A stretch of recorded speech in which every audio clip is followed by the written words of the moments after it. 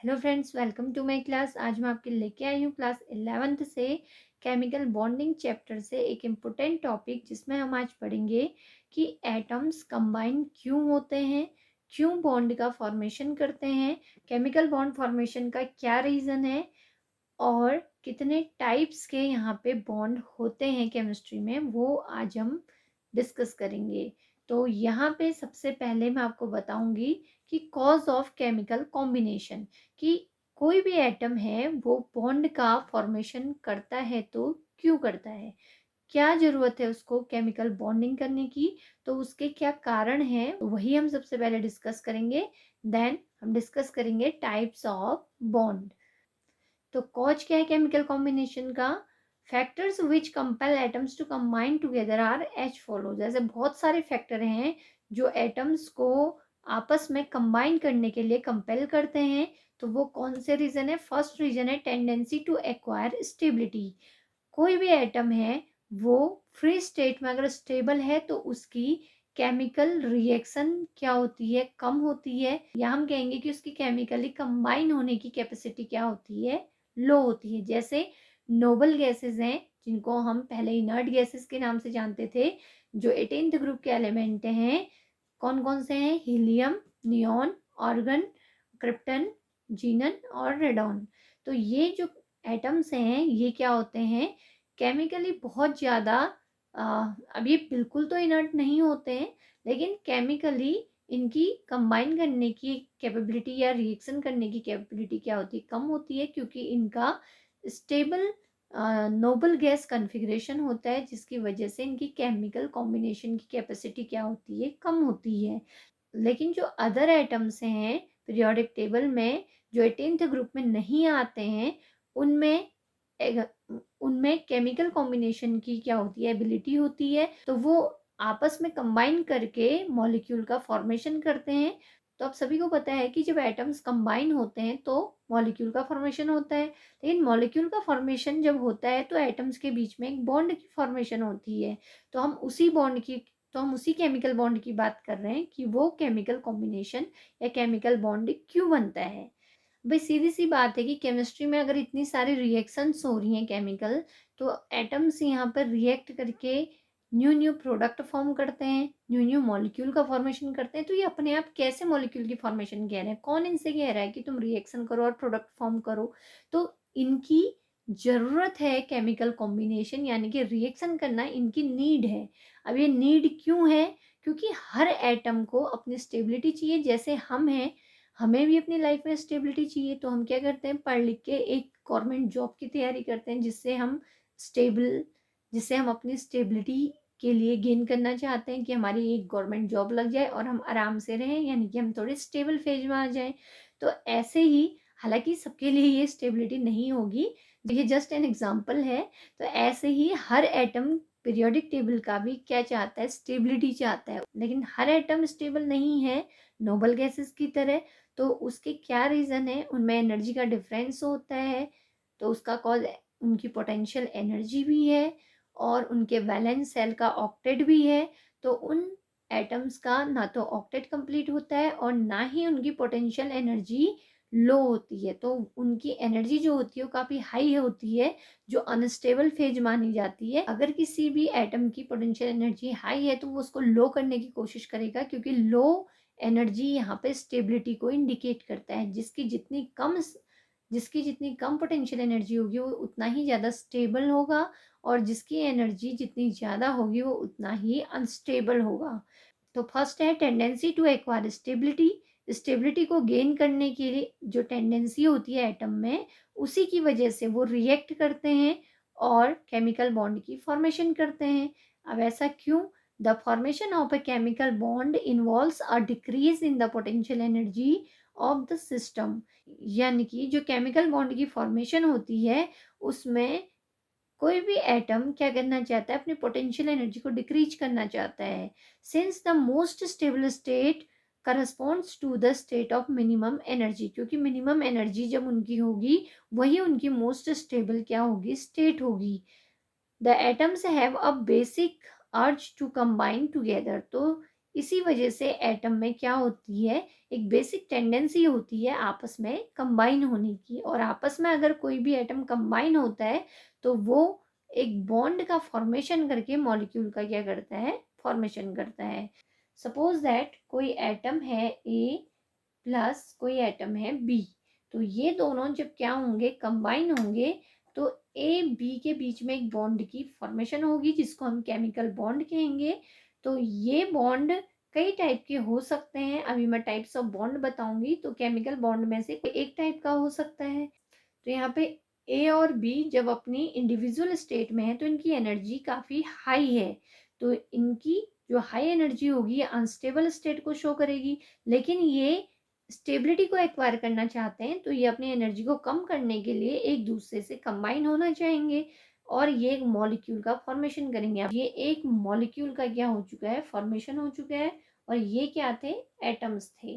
तो बहुत सारे स्टूडेंट्स को यही पता नहीं होता है कि मॉलिक्यूल और एटम में क्या डिफरेंस है। अगर ए और बी सेपरेटली यहाँ पे इंडिविजुअल स्टेट में है तो हम इनको एटम्स कहेंगे, और जब ये कंबाइन हो चुके होंगे, इनके बीच में बॉन्ड बन चुका होगा, तो ये एक मॉलिक्यूल का फॉर्मेशन करेगा। सपोज कई बार एग्जामिनर भी पूछ लेता है वाइवा में कि 2A और A2 में क्या डिफरेंस है, या फिर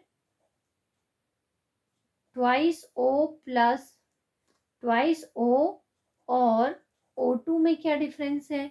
तो इसको मैं यहाँ पे क्लियर कर देती हूँ कि ट्वाइस ए यानी कि ए एक एटम है जिसके हमने 2 एटम यहाँ पे, तो यहाँ पे ए जो है वो एटम है जिसके हमने 2 एटम लिए हुए हैं, और जब ये आपस में कंबाइन हो जाएंगे तो ये A2 यानी कि एक मॉलिक्यूल का फॉर्मेशन करेंगे। तो ट्वाइस ए यहाँ पे एटम को इंडिकेट कर रहा है और A2 यहाँ पे मॉलिक्यूल फॉर्म हो चुका है। तो इस तरीके से नॉर्मल डिफरेंस बताया जाता है। ऐसे ही ट्वाइस ओ यानी कि ये नेसेंट ऑक्सीजन है, ऑक्सीजन के 2 एटम है, तो इसको हम ऐसे भी इंडिकेट करते हैं।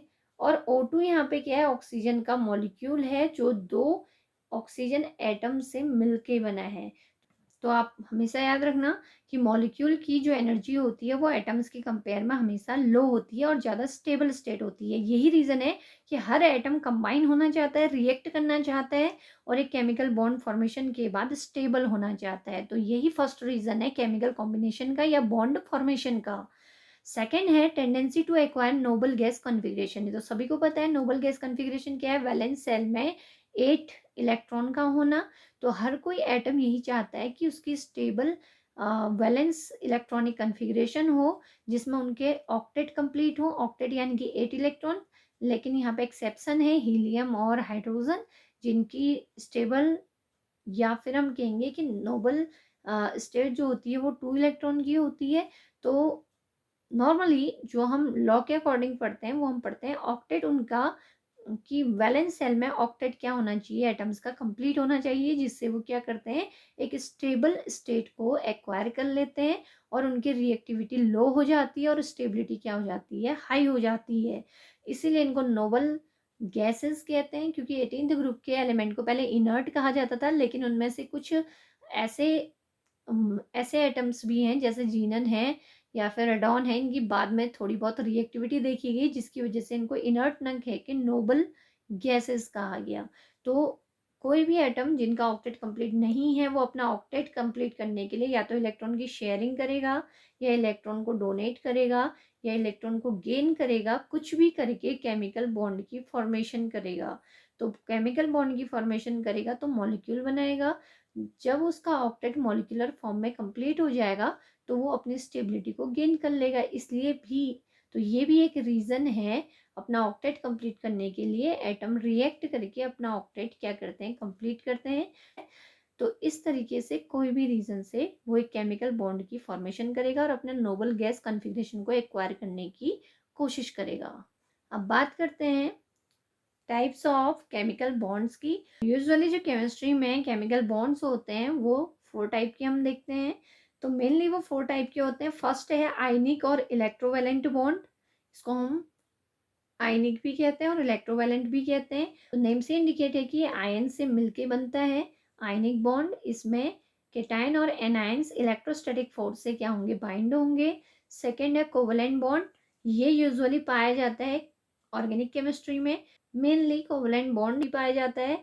तो कोवलेंट बॉन्ड जो बनता है वो शेयरिंग ऑफ इलेक्ट्रॉन से बनता है। थर्ड है coordinate bond. Coordinate bond donor acceptor system पे बेस्ड है। इसमें एक एटम डोनर होगा और एक एक्सेप्टर होगा, तो ये एरो से इंडिकेट किया जाता है। And last hydrogen bond. तो नेम से इंडिकेट है, हाइड्रोजन बॉन्ड बनता है hydrogen atom and most electronegative atoms के बीच में। अब पीरियोडिक टेबल में कौन सबसे ज्यादा इलेक्ट्रोनिगेटिव है? फर्स्ट नंबर पे फ्लोरीन, सेकंड पे ऑक्सीजन, थर्ड पे नाइट्रोजन। तो ऑक्सीजन, फ्लोरीन और नाइट्रोजन के साथ अगर हाइड्रोजन बॉन्ड बनाए तो उसको कहेंगे हाइड्रोजन बॉन्डिंग। तो 4 टाइप्स की मेनली हम यहाँ पे बॉन्डिंग पढ़ेंगे। तो इसमें आज हम इस वीडियो में एक ही बॉन्ड को डिस्कस करेंगे, वरना वीडियो काफी लेंदी हो जाएगा। तो आज हम डिस्कस करेंगे आयनिक और इलेक्ट्रोवैलेंट बॉन्ड। तो टाइप्स ऑफ बॉन्ड में फर्स्ट मैंने लिया है आयनिक और इलेक्ट्रोस्टैटिक बॉन्ड। काफी इजी है, सिंपल है। यहाँ पे आयनिक यानी कि आयंस को इंडिकेट कर रहा है कि यहाँ पे सबसे पहले आयंस का फॉर्मेशन होगा, देन उनके बीच में एक इलेक्ट्रोस्टैटिक फोर्स लगेगा जिसकी वजह से दोनों आयंस आपस में अट्रैक्ट होंगे और एक केमिकल बॉन्ड का फॉर्मेशन करेंगे। काफी इजी वे में मैं आपको यहाँ पे समझाऊंगी आयनिक बॉन्ड को, तो आप फोकस कीजिएगा। It is formed between the atoms which have a large electronegativity difference. सबसे पहली बात, ये बॉन्ड बनता किन एटम के बीच में है? पूरी केमिस्ट्री में आयनिक बॉन्ड तो नहीं बनेगा, लेकिन कुछ ऐसे एटम्स होंगे जिनके बीच में आयनिक बॉन्ड या इलेक्ट्रोवैलेंट, इसी को हम कहेंगे इलेक्ट्रो मीन्स इलेक्ट्रिक फोर्स से यहाँ पे हम बात कर रहे हैं। तो आयनिक बॉन्ड जिन एटम्स के बीच में बनता है वो लार्ज इलेक्ट्रोनिगेटिविटी डिफरेंस वाले होने चाहिए, यानी कि एक एटम की इलेक्ट्रोनिगेटिविटी लो होनी चाहिए और एक की क्या होनी चाहिए? हाई। तभी उनके बीच में इलेक्ट्रोनिगेटिविटी का डिफरेंस आएगा। और जनरली वो डिफरेंस कितना होना चाहिए? 2 और मोर, 2 या 2 से ज्यादा का होना चाहिए। तो जितना इलेक्ट्रोनिगेटिविटी डिफरेंस होगा, एक उतना ही इलेक्ट्रोपॉजिटिविटी को शो करेगा और दूसरा उतना ही इलेक्ट्रॉन निगेटिविटी को शो करेगा। यानी कि एक इलेक्ट्रॉन लूज करेगा और अदर क्या करेगा? उस इलेक्ट्रॉन को, लूज किए हुए इलेक्ट्रॉन को गेन करेगा। तो क्या होगा? During the formation of the bond the electropositive atom lose 1 और मोर इलेक्ट्रॉन्स। तो यहाँ पे क्या होगा? इस बॉन्ड के बनते टाइम जो इलेक्ट्रोपॉजिटिव होगा, यानी कि जिसकी इलेक्ट्रॉन को लूज करने की यानी कि रिलीज करने की एबिलिटी है, वो एक या एक से ज्यादा इलेक्ट्रॉन को लूज करे and change into A cation. अगर कोई भी एटम इलेक्ट्रॉन को रिलीज करता है तो उस पर कैसा चार्ज आता है? पॉजिटिव। तो पॉजिटिव को हम कहेंगे कैटायन। तो ये कह रहा है कि जो इलेक्ट्रोपॉजिटिव टाइप एटम होगा वो एक या एक से ज्यादा इलेक्ट्रॉन को लूज करेगा। जितने इलेक्ट्रॉन वो लूज करेगा उतना ही उस पर पॉजिटिव चार्ज आ जाएगा। उस पॉजिटिव चार्ज वाले एटम को हम कहेंगे cation. While the electronegative atom, अब बात हो रही दूसरे एटम की। जो दूसरा एटम होगा जो बॉन्ड बनाने आ रहा है, जिसके साथ कैटायन बॉन्डिंग करेगा, वो इलेक्ट्रोनिगेटिव होगा। वो जितने इलेक्ट्रॉन कैटायन लूज कर रहा है उतने ही इलेक्ट्रॉन्स को वो गेन कर लेगा। The electrons lost by the another atom, तो उतने ही एटम्स, तो वो उतने ही इलेक्ट्रॉन्स को गेन करेगा जितने इलेक्ट्रॉन कैटायन ने लूज किए थे।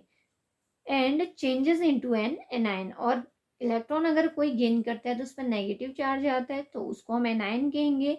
यानी कि एक यहाँ पे इलेक्ट्रॉन लूज कर रहा है, एक या एक से ज्यादा इलेक्ट्रॉन लूज करेगा तो एक या एक से ज्यादा पॉजिटिव आयन उस पर आएंगे, तो उसको हम कैटायन कहेंगे। तो दूसरा उतने ही उन इलेक्ट्रॉन्स को क्या कर लेगा? गेन कर लेगा। तो गेन करेगा तो उस पर उतना ही निगेटिव चार्ज आ जाएगा, जिससे एक एनायन का क्या होगा? फॉर्मेशन होगा। अब क्या बना? एक पॉजिटिव बन गया, एक निगेटिव बन गया। अब क्या होगा? दोनों के बीच में एक इलेक्ट्रोस्टैटिक फोर्स लगेगा। फिजिक्स में पढ़ा है आप लोगों ने कि जब भी चार्ज पार्टिकल होते हैं तो उनके बीच में एक अट्रैक्शन शो होता है। अगर वो अपोजिटली चार्ज हैं तो अट्रैक्शन शो होगा, लेकिन अगर सिमिलर चार्ज वाले हैं तो उनमें रिपल्सन शो होगा। तो यहाँ पे कैटायन बन रहा है, एक एनायन बन रहा है। यानी कि बात हो रही है एक पॉजिटिव चार्ज की और एक निगेटिव चार्ज की। पॉजिटिव वाले को हम कहते हैं कैटायन और नेगेटिव वाले को हम कहते हैं एनायन। तो सपोज हमारे पास ए पॉजिटिव है एंड बी क्या है? निगेटिव है। तो यहाँ पे ए और बी यानी कि अपोजिटली चार्ज्ड हैं, तो इनके बीच में एक अट्रैक्शन शो होगा। तो ये अट्रैक्शन की वजह से इनके बीच में क्या होगा? एक बॉन्ड का फॉर्मेशन होगा, जिससे ए और बी के बीच में एक बॉन्ड की फॉर्मेशन हो जाएगी। और ये जो बॉन्ड बनेगा इसी को हम आयनिक बॉन्ड या इलेक्ट्रोस्टैटिक बॉन्ड कहेंगे। So, the oppositely charged ions thus formed are held together by electrostatic force. तो ये जो अपोजिटली चार्ज कैटायन और एनायन है, ये एक स्ट्रॉन्ग इलेक्ट्रोस्टैटिक फोर्स के थ्रू क्या होंगे, बाइंड होंगे, और जिस बॉन्ड से ये बाइंड होंगे उसी को हम कहेंगे आयनिक और इलेक्ट्रोवैलेंट बॉन्ड। जो आयन की फॉर्मेशन से जो बॉन्ड फॉर्म होता है उसको आयनिक बॉन्ड कहते हैं, और आयनिक बॉन्ड बनने से जिन कंपाउंड का फॉर्मेशन होता है उनको आयनिक कंपाउंड कहते हैं। तो यहाँ पे मैंने एग्जांपल लिया है सोडियम क्लोराइड का, यानी कि नमक का। तो सोडियम आपको पता है जिसका 11 क्या होता है, एटॉमिक नंबर होता है। तो इसके वैलेंस सेल में एक इलेक्ट्रॉन होता है। केवल वैलेंस इलेक्ट्रॉन को ही हम काउंट करते हैं केमिकल बॉन्ड के लिए। जो भी केमिकल बॉन्ड की फॉर्मेशन होती है उसमें केवल वैलेंस इलेक्ट्रॉन पार्टिसिपेट करते हैं। तो यहाँ पे सोडियम है, सोडियम के वैलेंस सेल में एक ही इलेक्ट्रॉन होता है, और दूसरा ये इलेक्ट्रोपॉजिटिव टाइप, क्योंकि ये एस ब्लॉक का एलिमेंट है, इलेक्ट्रोपॉजिटिव करेक्टर को शो करेगा।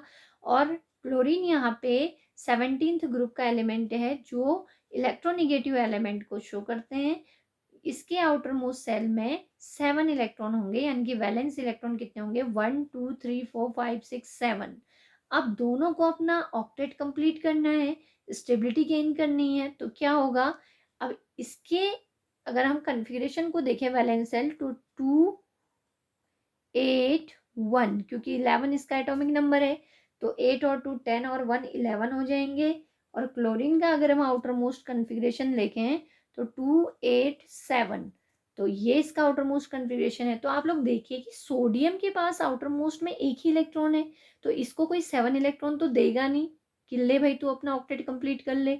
तो इसलिए ये इसको पता है कि मुझे 7 इलेक्ट्रॉन कोई नहीं देगा, तो ये क्या करेगा, अपने इस 1 इलेक्ट्रॉन को ये यहाँ क्या कर देगा, लूज कर देगा। तो 1 इलेक्ट्रॉन लूज करेगा तो इस पे 1 पॉजिटिव चार्ज आ जाएगा, तो ये सोडियम कैटायन बन जाएगा। ये इलेक्ट्रॉन इसने लूज कर दिया तो इसका अंदर का ऑक्टेट कंप्लीट है, तो इसका वैलेंस सेल ऑक्टेट कंप्लीट होने की वजह से स्टेबल कन्फिग्रेशन को एक्वायर कर लेगा और अपने इस इलेक्ट्रॉन को रिलीज कर देगा, तो सोडियम कैटायन बना। लेकिन क्लोरीन के पास 7 इलेक्ट्रॉन है वैलेंस सेल में, इसको केवल एक ही इलेक्ट्रॉन की जरूरत है ऑक्टेट कंप्लीट करने के लिए। तो ये क्या करेगा, इसे पता है कि एक इलेक्ट्रॉन तो मिल ही जाएगा, तो ये सोडियम के लूज किए हुए एक इलेक्ट्रॉन को ये गेन कर लेगा। तो इसने अगर इसका एक इलेक्ट्रॉन ले लिया तो इसके आउटर मोस्ट में 7 की बजाय कितने इलेक्ट्रॉन हो जाएंगे, 8। तो अब जो यहाँ पे Cl निगेटिव है, ये निगेटिव चार्ज ये इंडिकेट कर रहा है कि इसने सोडियम का एक इलेक्ट्रॉन गेन कर लिया है, इसलिए इस पे एक निगेटिव चार्ज आया है। अब इसके पास हो गया कॉन्फ़िगरेशन 2 8 8 और इसके पास हो गया 2 8। अब दोनों का लगभग वैलेंस सेल ऑक्टेट कंप्लीट है, तो ये स्टेबिलिटी शो कर रहा है। तो इसलिए ये कैटायन और एनायन में क्या हो गए, चेंज हो गए। इन्होंने अपनी स्टेबिलिटी को एक्वायर करने के लिए ये प्रोसेस की, इलेक्ट्रॉन लूज और गेन की। अब जब ये कैटायन और एनायन में कन्वर्ट हो गए तो इनके बीच में एक स्ट्रॉन्ग इलेक्ट्रोस्टैटिक फोर्स लगेगा, तो ये पॉजिटिव निगेटिव एक दूसरे को अट्रैक्शन शो करेंगे। तो ये मैंने इलेक्ट्रोस्टैटिक फोर्स को शो किया है, और इनके बीच में एक स्ट्रॉन्ग बॉन्ड की फॉर्मेशन होगी जिसको हम कहेंगे आयनिक बॉन्ड, यानी कि जो बनेगा वो NaCl इस तरीके से मॉलिक्यूल बनेगा, और इसके बीच में ये जो बॉन्ड बनेगा ये आयनिक बॉन्ड कहलाएगा। तो ये है इसका एग्जाम्पल। अब यहाँ पे मैंने एक नोट लिखा है, the number of electrons that an atom gains और loses during ionic bond formation is called its electrovalency, कि जितने नंबर ऑफ इलेक्ट्रॉन्स कोई भी एटम चाहे गेन करे चाहे लूज करे, तो जितने भी नंबर में इलेक्ट्रॉन का लेन देन कर रहे हैं, चाहे वो उसको निकालें या चाहे उसको गेन करें बॉन्ड फॉर्मेशन के टाइम पे, तो वो उसकी इलेक्ट्रोवैलेंसी कहलाती है। इसका मतलब सोडियम ने एक इलेक्ट्रॉन लूज किया तो इसकी इलेक्ट्रोवैलेंसी 1 हो गई, और क्लोरीन ने एक इलेक्ट्रॉन को गेन किया तो इसकी भी इलेक्ट्रोवैलेंसी कितनी होगी, 1, क्योंकि इसने एक गेन किया है और इसने एक लूज किया है। लेकिन नंबर कितने हैं इलेक्ट्रॉन्स के, ओनली 1, तो दोनों की इलेक्ट्रोवैलेंसी 1 ही रहेगी, कभी भी 1 से ज्यादा नहीं होगी। दैट मीन्स Na और Cl के बीच में हमेशा एक ही बॉन्ड फॉर्म होगा, कभी भी एक से ज्यादा बॉन्ड फॉर्म नहीं होंगे, क्योंकि इसकी इलेक्ट्रोवैलेंसी ओनली 1 है। अब नेक्स्ट है factors governing the formation of ionic bond. अब ऐसे कौन से फैक्टर हैं जो आयनिक बॉन्ड की फॉर्मेशन को अफेक्ट करते हैं, तो यहाँ पे फर्स्ट है ionization energy of electropositive atom. अब क्योंकि आयनिक बॉन्ड यहाँ पे दो टाइप के एटम से बन रहा है, एक इलेक्ट्रोपॉजिटिव जिसको हम केटाइन कह रहे हैं जो केटाइन की फॉर्मेशन कर रहा है, और एक इलेक्ट्रोनिगेटिव जो एनायन की फॉर्मेशन कर रहा है। तो पहले हम बात कर रहे हैं इलेक्ट्रोपॉजिटिव एटम की, क्योंकि आयनाइजेशन एनर्जी का मतलब होता है कि किसी भी एटम से इलेक्ट्रॉन निकालने के लिए, रिलीज करने के लिए जितनी एनर्जी चाहिए होती है उसी को कहते हैं आयनाइजेशन एनर्जी। तो भाई रिलीज करने वाला एटम अगर इलेक्ट्रोपॉजिटिव है तो हम केवल इलेक्ट्रोपॉजिटिव की बात करेंगे, तो आयनाइजेशन एनर्जी उसी की होगी, गेन के लिए तो ये आता ही नहीं है। तो ऑब्वियसली जितनी कम एनर्जी आयनाइजेशन एनर्जी होगी उतनी आसानी से वो इलेक्ट्रॉन को क्या करेगा, रिमूव करेगा। तो कम एनर्जी रिक्वायर होनी चाहिए इलेक्ट्रॉन को रिलीज करने के लिए, तो उतनी जल्दी वो आयनिक बॉन्ड का क्या करेगा, फॉर्मेशन करेगा। So the low value of ionization energy of the electropositive atom facilitates the formation of ionic bond। पर ionic bond को सपोर्ट करने के लिए क्या होना चाहिए, जो कैटायन है या जो कैटायन का फॉर्मेशन कर रहा है उसकी आयनाइजेशन एनर्जी कम होनी चाहिए। क्या होती है आयनाइजेशन एनर्जी, इलेक्ट्रॉन को रिलीज करने के लिए जो एनर्जी रिक्वायर होती है। भाई अगर ज़्यादा एनर्जी चाहिए होगी तो इलेक्ट्रॉन देर से रिलीज होगा और आयनिक बॉन्ड का फॉर्मेशन भी नहीं हो पाएगा। लेकिन अगर कम वैल्यू है आयनाइजेशन एनर्जी की तो थोड़ी सी एनर्जी में इलेक्ट्रॉन को लूज कर जाएगा और फटाफट आयनिक बॉन्ड का क्या करेगा, फॉर्मेशन करेगा। तो क्या होनी चाहिए, आपको फोकस करना है लो वैल्यू पे। तो आयनाइजेशन एनर्जी की, इलेक्ट्रोपॉजिटिव एटम की आयनाइजेशन वैल्यू क्या होनी चाहिए, आयनाइजेशन एनर्जी क्या होनी चाहिए, लो होनी चाहिए। सेकेंड है, इसका अपोजिट कर दो, electron gain enthalpy of the electronegative atom. अब बात हो रही है एनायन की कि भाई अगर लूज करने वाला जल्दी लूज करेगा तो गेन करने वाले में भी तो एबिलिटी होनी चाहिए कि वो जल्दी से गेन करे। तो जल्दी से गेन कब करेगा, इलेक्ट्रॉन गेन एंथैल्पी क्या होगी, निगेटिव वैल्यू होगी। इसमें ज़्यादा कम में थोड़ा कन्फ्यूज़न होता है क्योंकि यहाँ वैल्यू देखी जाती है निगेटिव और पॉजिटिव में। तो इजिली कौन गेन करेगा, जैसे जितना इलेक्ट्रोनिगेटिव एटम होगा उतनी जल्दी इलेक्ट्रॉन को गेन करने की या अट्रैक्ट करने की क्या होगी, एबिलिटी होगी। तो यहाँ पे हम निगेटिव वैल्यू से बताते हैं कि इलेक्ट्रॉन गेन एंथैल्पी ज़्यादा है या कम है। A more negative value of electron gain enthalpy of the electronegative atom facilitates the formation of an ionic bond. भाई इलेक्ट्रोनिगेटिव एटम की जितनी मोर निगेटिव वैल्यू होगी, यानी कि जितनी माइनस में वैल्यू होगी, अब मैथमेटिकली देखें तो जितनी ज़्यादा निगेटिव वैल्यू होगी उतनी छोटी होगी, बट यहाँ पे ऐसा नहीं देखा जाता है। यहाँ पे मतलब होता है कि उसकी अट्रैक्टिंग पावर कितनी है। तो जितनी ज़्यादा अट्रैक्टिंग पावर होगी वो उतनी मोर निगेटिव वैल्यू को इंडिकेट करेगा। तो इलेक्ट्रॉन गेन एंथैल्पी की जितनी मोर निगेटिव वैल्यू होगी उस इलेक्ट्रोनिगेटिव एटम की उतनी ज़्यादा इलेक्ट्रॉन गेन करने की क्या होगी, एबिलिटी होगी, और उतनी जल्द पहले एनायन बनाएगा और उतनी जल्दी वो आयनिक बॉन्ड का क्या करेगा, फॉर्मेशन करेगा। थर्ड है लैटिस एनर्जी। अब लैटिस एनर्जी क्या होती है, जब केटायन और एनायन मिलके क्या फॉर्म करते हैं, लैटिस फॉर्म करते हैं, यानी कि पूरा क्रिस्टल फॉर्म करते हैं। तो higher the lattice energy greater is the ease of formation of an ionic compound. जितनी ज़्यादा लैटिस एनर्जी होगी उतनी ज़्यादा आयनिक कंपाउंड को फॉर्म करने की क्या होगी, एबिलिटी होगी, and more is it's stability, और उस कंपाउंड की स्टेबिलिटी भी उतनी ही क्या होगी, ज़्यादा होगी। तो बहुत सिंपल है, आपको ये याद रखना है कि आयनिक बॉन्ड बन किसके बीच में रहा है, केटायन और एनायन के। तो केटायन इलेक्ट्रोपॉजिटिव और एनायन इलेक्ट्रोनिगेटिव एटम, तो उन्हीं को लेके हम फैक्टर दे रहे हैं कि भाई इलेक्ट्रोपॉजिटिव एटम है तो उसकी आयनाइजेशन एनर्जी लो होनी चाहिए, और इलेक्ट्रोनिगेटिव एटम जो दूसरा एनायन फॉर्म कर रहा है उसकी इलेक्ट्रॉन गेन एंथैल्पी की मोर निगेटिव वैल्यू होनी चाहिए। और लास्ट जब ये क्रिस्टल लैटिस फॉर्म करेंगे तो उनकी लैटिस एनर्जी बहुत ज़्यादा होनी चाहिए, यानी कि हायर होनी चाहिए। जितनी ज़्यादा होगी लैटिस एनर्जी उतनी ज़्यादा वो आयनिक कंपाउंड को फॉर्म करने की एबिलिटी रखेगा और उतनी ही ज़्यादा उसकी क्या हो जाएगी, स्टेबिलिटी हो जाएगी। अब लास्ट है फोर्थ, डिफरेंस इन इलेक्ट्रोनेगेटिविटी। सबसे इंपॉर्टेंट पॉइंट यही है, कैटायन और एनायन फॉर्म होना ही इस आयनिक बॉन्ड की सबसे मेन प्रायोरिटी है। तो यहाँ पे जो मेन बात है वो है कैटायन और एनायन का फॉर्मेशन वो तभी फॉर्म होंगे जब इलेक्ट्रोनिगेटिविटीज का डिफरेंस ज़्यादा होगा। तो एक मोर पॉजिटिव होना चाहिए और एक मोर इलेक्ट्रोनिगेटिव होना चाहिए, तभी तो किसके बीच में आयनिक बॉन्ड बनता है, एस ब्लॉक एलिमेंट्स और हेलोजन्स के बीच में मेनली क्या बनता है, आयनिक बॉन्ड बनता है। इसके अलावा भी अदर कंपाउंड हैं, कुछ एक्सेप्शंस भी हैं जिनमें आयनिक बॉन्ड बनता है, लेकिन जो मेनली बनता है वो एस ब्लॉक एलिमेंट और हेलोजन्स के बीच में बनता है, क्योंकि एक इलेक्ट्रोपॉजिटिव सबसे ज़्यादा है पीरियोडिक टेबल में और हेलोजन्स सबसे ज़्यादा इलेक्ट्रोनेगेटिव हैं। तो इसलिए इनके बीच में इलेक्ट्रोनेगेटिविटी का डिफरेंस सबसे ज़्यादा होने की वजह से आयनिक बॉन्ड को बहुत ज़्यादा क्या करते हैं, सपोर्ट करते हैं। Higher the difference in the electronegativities of the two atoms, जितनी ज़्यादा टू एटम्स के बीच में जितनी ज़्यादा इलेक्ट्रोनेगेटिविटी का डिफरेंस होगा, उतनी ही ज़्यादा आयनिक बॉन्ड को फॉर्म करने की एबिलिटी भी होगी। अब लास्ट है करेक्टरिस्टिक्स ऑफ आयनिक कंपाउंड्स। अब भाई आयनिक बॉन्ड बना कैटायंस और एनायंस के बीच में, जब आयनिक बॉन्ड से दो आयंस अटैच हो गए तो किसका फॉर्मेशन हुआ, आयनिक कंपाउंड्स का।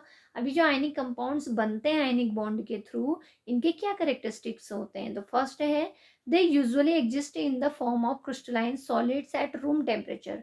रूम टेम्परेचर पे ये किस टाइप के कंपाउंड का फॉर्मेशन करते हैं, क्रिस्टलाइन सॉलिड्स का। भाई क्यों, रीजन क्या है, क्योंकि कैटायंस और एनायंस के बीच में बहुत ही ज़्यादा स्ट्रॉन्ग इलेक्ट्रोस्टैटिक फोर्स बन रहा है, जिसकी वजह से आयनिक बॉन्ड का फॉर्मेशन हो रहा है। तो जितना स्ट्रॉन्ग फोर्स होगा उतने ही ज़्यादा एटम्स कॉम्पैक्टली क्या होंगे, पैक्ड होंगे। तो जितने ज़्यादा पैकिंग होगी क्लोज, उतने ही हमारे जो स्टेट ऑफ मैटर होगी वो सॉलिड होगी। तो इसलिए ये सॉलिड होते हैं रूम टेम्परेचर पे। कारण क्या है, due to strong electrostatic force, क्योंकि आयनिक बॉन्ड का जो फोर्स होता है इलेक्ट्रोस्टैटिक वो बहुत ही ज़्यादा स्ट्रॉन्ग होता है, जिससे एटम काफ़ी क्लोजली पैक होते हैं और सॉलिड स्टेट में रहते हैं रूम टेम्परेचर पे। सेकेंड है they possess high melting and boiling point. Obviously जितना स्ट्रॉन्ग केमिकल बॉन्ड होगा उतना ही उसको तोड़ना मुश्किल होगा। तो इन सॉलिड्स को, जब इन सॉलिड्स का मेल्टिंग और बॉइलिंग पॉइंट देखते हैं तो ये काफ़ी हाई होते हैं, क्योंकि स्ट्रॉन्ग बॉन्ड को तोड़ने के लिए मोर एनर्जी रिक्वायर होगी, जिससे या मोर हीट रिक्वायर होगी, जिससे इनके मेल्टिंग और बॉइलिंग पॉइंट क्या होंगे, हाई होंगे। थर्ड है ionic solids are hard and brittle. भाई जितनी ज़्यादा क्लोज पैकिंग होगी स्ट्रॉन्ग अट्रैक्शन फोर्स की वजह से, उतनी ही ज़्यादा ये हार्ड होंगे। और ब्रिटल मीन्स अगर इनको हम हैमर से पीटें तो ये पीटने पे चूरे में चेंज हो जाएंगे, यानी कि चूरा हो जाएगा इनका। तो उसको कहते हैं ब्रिटल नेचर, जिसपे अगर हम हैमर से मारें तो ये मारने पे एकदम टुकड़ों में चेंज हो जाए। जैसे कि चौक, चौक को अगर हम किसी चीज से पीटे तो एकदम क्या हो जाता है, पाउडर हो जाता है या उसके टुकड़े हो जाते हैं। तो उसी को कहते हैं ब्रिटल नेचर। नेक्स्ट है they are soluble in water. ये वाटर सॉल्युबल होते हैं क्योंकि आयंस का फॉर्मेशन कर रहे हैं। लास्ट है they are good conductors of electricity in the fused state और इन द डिजॉल्व्ड स्टेट। एक चीज आप याद रखिए कि आयनिक सॉलिड्स कभी भी सॉलिड स्टेट में इलेक्ट्रिसिटी को कंडक्ट नहीं करते हैं, क्योंकि आयंस फ्री नहीं होते हैं सॉलिड स्टेट में। आपको पता होगा कि इलेक्ट्रिसिटी को कंडक्ट करने के लिए फ्री आयंस का मूव होना जरूरी है, फ्री आयंस की मूवमेंट जरूरी है। तो ये मोशन तभी होगा जब आयंस फ्री होंगे। लेकिन सॉलिड स्टेट में क्या होता है कि आयंस के बीच में स्ट्रॉन्ग इलेक्ट्रोस्टैटिक फोर्स होता है और क्लोज पैकिंग होती है, जिससे आयंस क्या होते हैं, बंधे हुए होते हैं, वो फ्री स्टेट में नहीं होते हैं, तो मूव नहीं कर पाएंगे, तो इलेक्ट्रिसिटी कंडक्ट नहीं होगी। लेकिन जब ये मोल्टन या फ्यूज्ड यानी कि गलित अवस्था में होंगे, या फिर डिजॉल्व यानी कि वाटर में डिजॉल्व होंगे, तो इनके बॉन्ड ब्रेक हो जाएंगे अट्रैक्शन फोर्स, और आयंस फ्री होके मूव करने लगेंगे। तो उनकी मूवमेंट से इलेक्ट्रिसिटी क्या होगी, कंडक्ट होगी, जो केवल कौन से स्टेट में होगी, फ्यूज्ड या फिर डिजॉल्व्ड स्टेट में। सॉलिड स्टेट में ये इलेक्ट्रिसिटी को कंडक्ट नहीं करते हैं। आई होप आपको ये टॉपिक समझ आ गया होगा। अगर इससे रिलेटेड आपको कोई भी डाउट्स हो तो प्लीज़ आप मुझे कमेंट कीजिए।